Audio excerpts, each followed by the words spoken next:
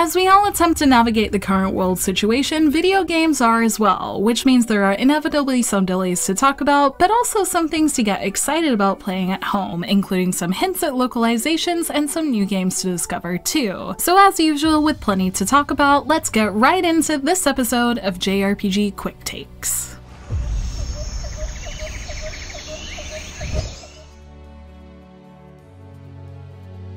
After playing the wonderful Persona 5 Royal and remembering how great the world of Persona 5 is, it's a little surprising we haven't heard anything about Persona 5 Scramble coming to the West yet, especially since Sega just announced that Royal sold a record amount of copies in the West, even with its physical sales restricted. However, there has actually been an implication that it will come at some point, just not where most people would look, as this information comes from a dot point in Koei Tecmo's Japanese financial report that a few video game websites such as Silicon Era picked up on. Scramble is a collaboration between Koei Tecmo and Atlus, so in Koei Tecmo's financial report, specifically in the section of the report talking about international sales, Persona 5 Scramble is listed, even with a part that basically says an international announcement is planned, although no official announcement has been made yet. Planned is of course different to happening or announced, but with the fact that Persona 5 Scramble was also mentioned in that Atlus survey for Royal that I talked about last Quick Takes, things seem to be looking pretty good, so let's cross our fingers that we hear more soon, as I'm ready to play the sequel to the wonderful first game. Something that is pretty much 100% guaranteed to come to the West is Part 2 of Final Fantasy VII Remake. As for when we can expect to see it, we still don't fully know. However, in a recent interview for the Final Fantasy VII Remake Ultimania book, which I really want, project leader Naoki Hamaguchi stated that the second game is in the planning stages at the moment. This had me a little worried at first because we all know how long it took to get the first one. However, multiple interviews with people working on the project, including Hamaguchi and Tetsuya Nomura, have basically stated that since they've laid the groundwork with the first remake, the other parts should hopefully have a more efficient work rate. Let's hope that's true, as I for one certainly can't wait another 5 years, so hopefully we hear more soon, and until then, at least we have one of these beautiful games in our hands already. If you're a fan of Falcom games, there's been some information here and there about its upcoming titles in both Japan and the West. Gamatsu did an interview with Falcom's president Toshihiro Kondo, and it's worth a read, especially if you're interested in Hajimari no Kiseki. But he did also answer questions about a few other upcoming Falcom titles that I thought was interesting enough to include here. When asked about if Zero and Ao no Kiseki Kai and Ys 9 would be making their way west, he stated that Ys 9 was currently undergoing preparations to come to the West, which is good news. As for Zero and Ao no Kiseki, he commented that he regretted that the original games weren't released overseas in the first place, but said he thinks that releasing Kai on PS4 will lead to release in North America and Europe, so let's cross our fingers that that happens too. Ys and the Crossbell arc aren't the only games Kondo mentioned though. When asked about Trails in the Sky and Nayuta no Kiseki, a Japanese PSP Trails spin-off that I didn't know about until this interview, he said it would be a waste to bury Nayuta as a PSP only title, and in terms of Sky, it's often requested and he had some homework to do. Of course, I'm interested in seeing the Trails in the Sky games hit PS4, as doing my whole Trails run on PS4 would be great, but after seeing the trailer for Nayuta, I hope to see that hit modern consoles as well. It looks kinda like a combination of Ys and Trails, and the gameplay looks really interesting along with its character designs, so I'll probably be keeping an eye out for this on PSP from now on for my collection, and it looks like it could be a lot of fun if it got the remastered treatment. So hopefully if Zero out and the Cold Steel remasters that are already out have enough success, we can hope to see more Falcom games hit modern consoles in some form. As for Hajimari no Kiseki, Kondo talked a little about what it's been like to prepare dialogue for the over 50+ party members that will be featured in the game. Since Hajimari will bring in characters from all the main parts of the Trails series, Kondo mentioned working everyone into dialogue was difficult, but did also mention some of the things we can look forward to, such as after a linked battle victory, there's some dialogue specific to certain characters you put together, and that is something I'm very excited to see and think will likely provide a bit of fun fan service, especially for those who have stuck with the series and its relationships for a long time. Speaking of Hajimari, outside of the interview, it's also being given a release date in Japan. Hajimari no Kiseki is set to release August 27th in Japan, and some data bonuses will be available if you've played any of the more recent Trails games on PS4, ranging from Trails of Cold Steel 3 up to Japan's most recent recent Ao no Kiseki Kai. Bonuses will include things like Sepith Mass, which for those who don't know is basically in-game currency, and more importantly, exclusive accessories that can only be obtained by having this data, and these can increase things like the rate your craft points increase, negate ability decline, and increase parameters in general. We still don't know if we're getting Hajimari no Kiseki in the West yet, so how these bonuses would apply may depend on what Trails games are out whenever this hopefully comes over. And in any case, I'm very curious to see how it goes over in Japan. And also as a side note, as I was making this, Hajimari has been announced to be getting a VR portion that will allow players to interact with characters up close with a pretty amusing visual accompanying it. So with this and everything else, there's obviously plenty to look forward to in the world of Trails, so I'm looking forward to seeing how these go in Japan, and it looks like we can look forward to hearing more about Ys 9 coming over in the near future. If you're a console player and have been wishing you had that chance to try Genshin Impact as soon as possible on your PS4, now could be your chance, as miHoYo Games recently announced their third and final upcoming closed beta for Genshin Impact. The beta this time will include PS4, PC, iOS, and Android, with the only notable thing missing being the Switch. But regardless, I'm just so happy to see some console love in this round, as I know plenty of you guys wanted to play the Lost beta. I'll leave a link to where you can apply in the description, and I hope to hear of some of you guys getting in. I've applied too, and I'm hoping to try it on PS4 this time to see it running on a piece of hardware that is stronger than my laptop, so fingers crossed for everyone, and I hope to talk about it more soon.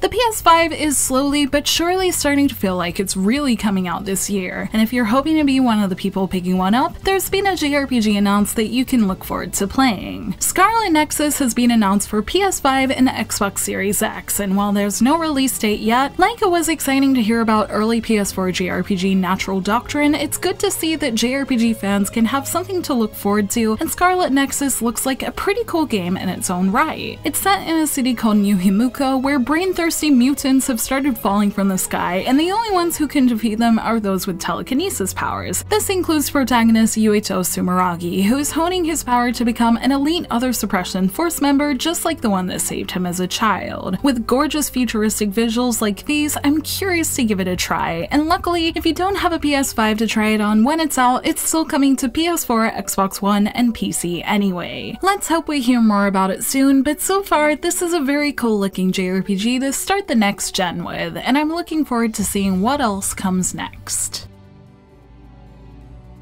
The current virus situation is still ongoing in many ways, and due to disruptions in people's way of working and presenting information, there have been a lot of announcements of cancellations recently. A recent noteworthy cancellation was that the physical portion of TGS this year will no longer be happening, joining the likes of E3 and many other gaming events that have had to change how they do things in 2020 due to the unpredictable nature of the situation. It is a shame, but TGS is also joining other events and having an online portion, so hopefully we can look forward to most of the game announcements we would usually see in the show just online, which in the case of TGS, where most of us wouldn't be physically going anyway, shouldn't be too bad. In addition to events being disrupted, a few games have been affected by the situation as well. Seven Knights Time Wanderer has been delayed indefinitely from its June release window, and more recently it was announced that the Fairy Tail game by Gus that was supposed to come out June 25th has now been delayed to July 30th in Europe and Japan, and the 31st in North America. And on top of those, the Sword Art Online Alicization Lycoris game by Bandai Namco has been delayed from May 22nd to July 9th. It is unfortunate, however, considering the disruptions I'm sure many of us have had thanks to the virus in our own lives, imagining that on the scale of making a video game is pretty intense. So I'm sure that these delays are for the best for these games, and on the bright side, we can look forward to these delays making July a fun month of anime-related games at least. And keeping on that positive note, while there have been a lot of delays, there is one thing that is coming together as an online event to make things a little bit better. That event is the New Game Plus Expo that is set to include many big developers and publishers, including Spike Chunsoft, NIS America, Koei Tecmo America, Sega, IDIV Factory International, and many more in the Japanese gaming niche. The event is set for June 23rd and will be shown on Twitch from 9 AM to 4 PM, with a schedule yet to be announced, so I imagine that this will fill the void being left by some of these cancelled events, and I'm glad to see something new arise from all this that sounds like it could be especially good for those who enjoy Japanese games.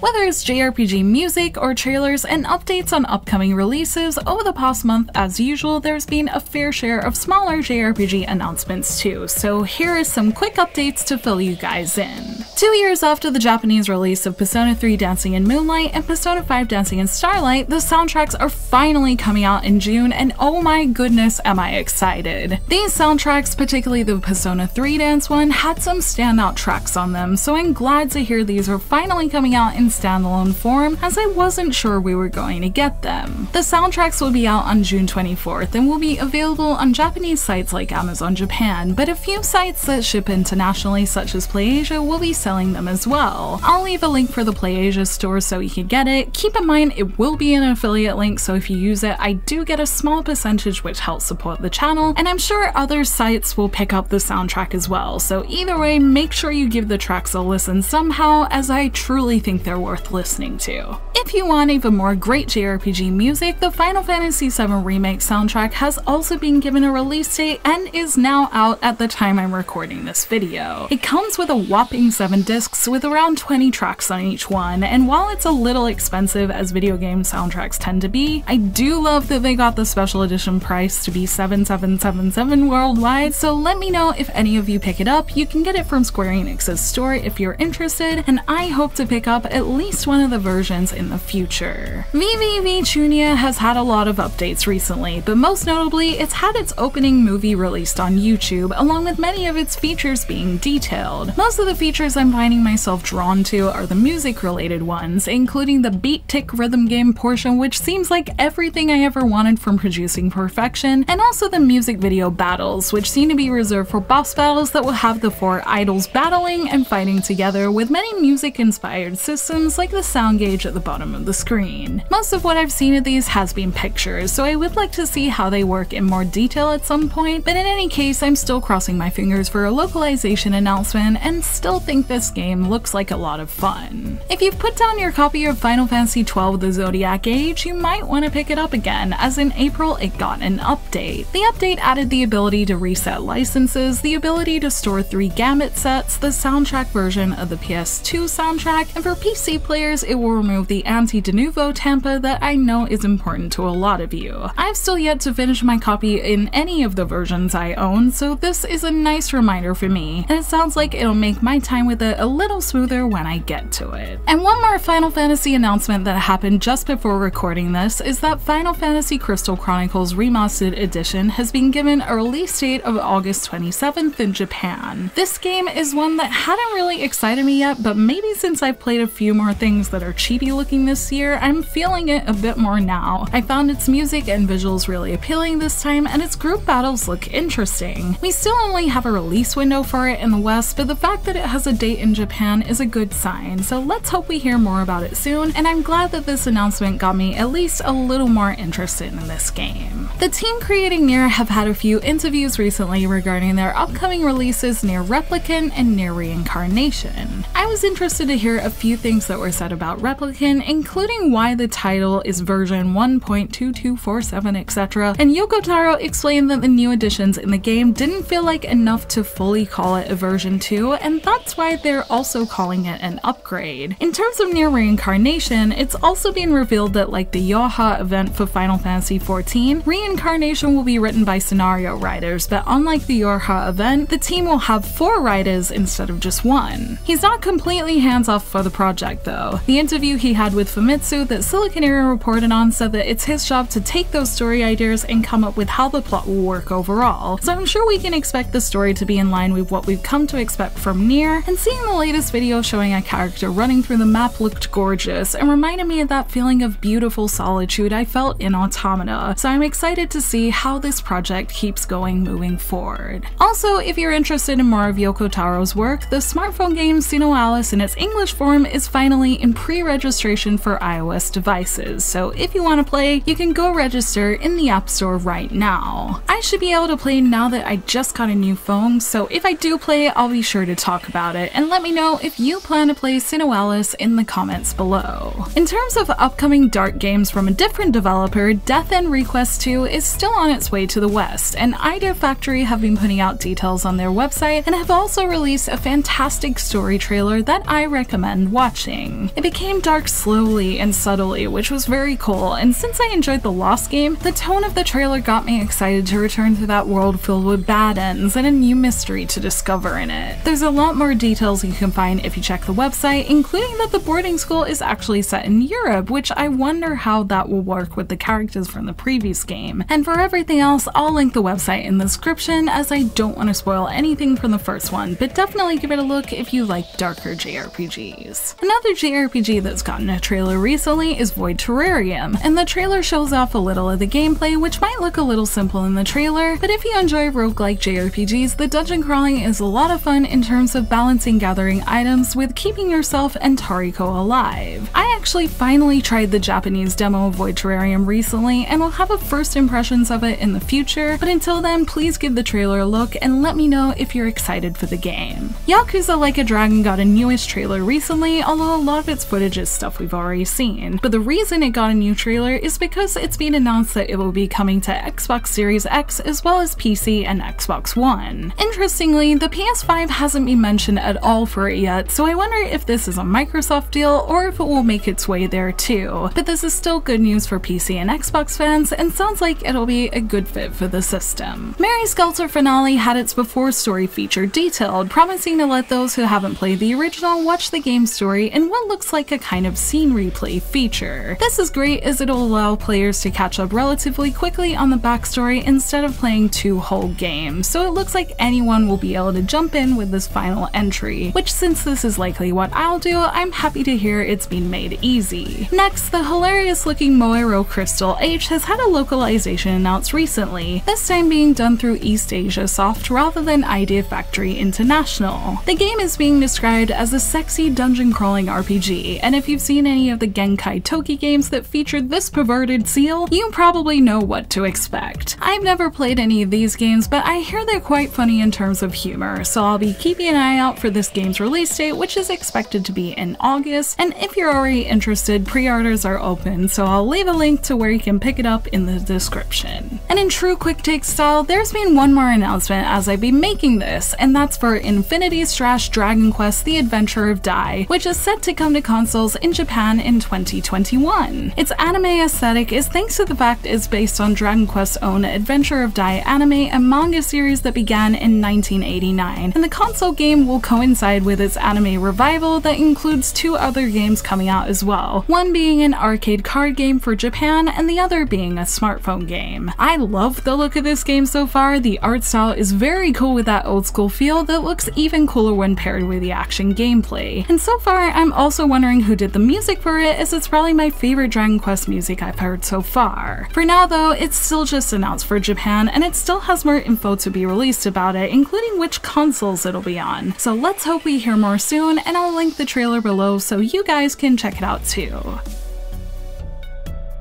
Thank you for watching this video. Let me know in the comments below which games you're interested in from this video and what your opinions are on these stories. And don't forget, if there's anything you want me to talk about next video, leave it in the comments or find me on social media. I would love to talk about things you want to hear. You can like and share this video if you enjoyed it, subscribe to my channel for more JRPG content like this, and ring that bell to get notifications on whenever I post so you don't miss a thing. You can check out more videos here, and you can find me on social media on Twitter, Facebook, and Instagram, all at JRPG Jungle. Links to those and sources will be in the description below, and until next time, thank you, bye!